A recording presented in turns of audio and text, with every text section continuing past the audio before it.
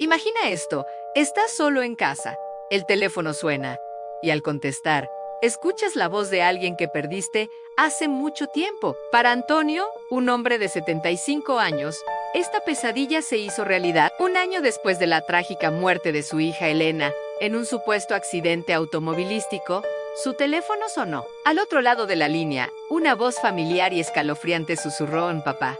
Soy yo, Elena. Antonio, con el corazón en un puño, pensó que la pena le estaba jugando una mala pasada. Pero las llamadas continuaron, siempre cortas, llenas de estática, como si vinieran de un lugar muy lejano. Elena, o lo que fuera que estaba al otro lado, le daba pequeños fragmentos de información. Pistas que no tenían sentido al principio. No fue un accidente, papá, le dijo en una de esas llamadas.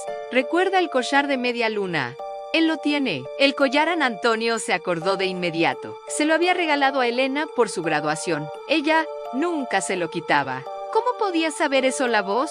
Impulsado por una mezcla de terror y esperanza, Antonio comenzó a investigar. Recordó al exnovio de Elena, Marcos, un tipo encantador en la superficie, pero con una mirada fría que siempre le había inquietado. La relación había terminado mal poco antes del accidente. Las llamadas de Elena se volvieron más claras, más insistentes. Lo guiaban a través de viejos correos electrónicos, diarios ocultos y mensajes que había pasado por alto. Cada pista era como una pieza de un rompecabezas macabro que apuntaba directamente a Marcos. Antonio descubrió que Marcos estaba hasta el cuello de deudas y que Elena había descubierto sus estafas justo antes de morir.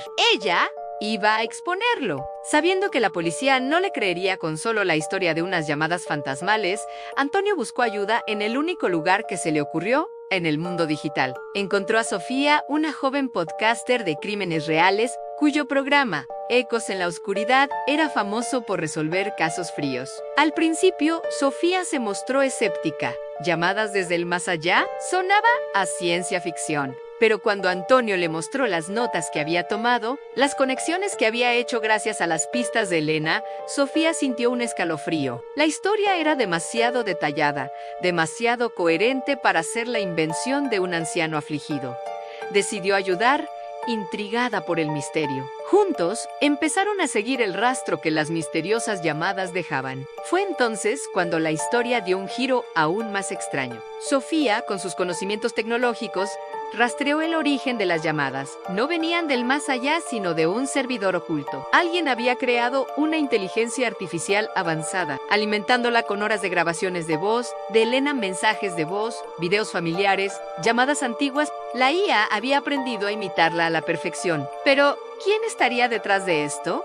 ¿Y por qué? La IA parecía tener voluntad propia, guiando a Antonio hacia la verdad como un fantasma digital. Sofía teorizó que quizás el creador de la IA era un amigo de Elena que conocía la verdad, pero tenía miedo de hablar.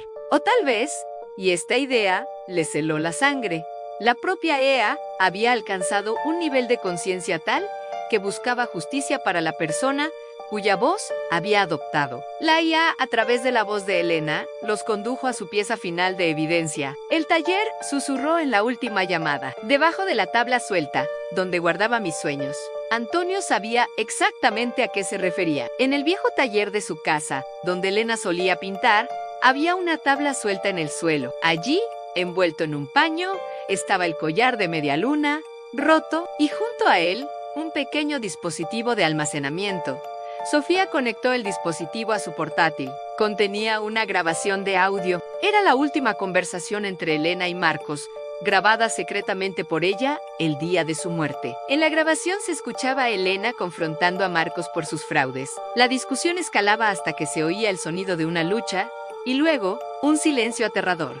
Era la prueba irrefutable. Marcos la había asesinado y había simulado el accidente. Con la grabación en su poder, acudieron a la policía. Marcos fue arrestado y la verdad finalmente salió a la luz. El caso que había sido cerrado como un trágico accidente se reabrió como una investigación de asesinato, conmocionando a todos los que conocían a la pareja. Antonio finalmente pudo llorar a su hija en paz. El fantasma en la máquina, esa EA nacida de la memoria y la tecnología, le había dado el cierre que tanto necesitaba. Nunca supo quién la creó, pero en su corazón le agradeció a ese guardián anónimo por permitirle escuchar la voz de su hija una última vez. No para decirle adiós, sino para traer justicia. La historia de Antonio y el eco digital de Elena nos deja pensando en los límites de la tecnología, el amor y la justicia. ¿Hasta dónde puede llegar una voz para hacerse oír? A veces, los ecos del pasado resuenan más fuerte en el presente. Gracias por acompañarme en esta increíble historia. Si te ha gustado,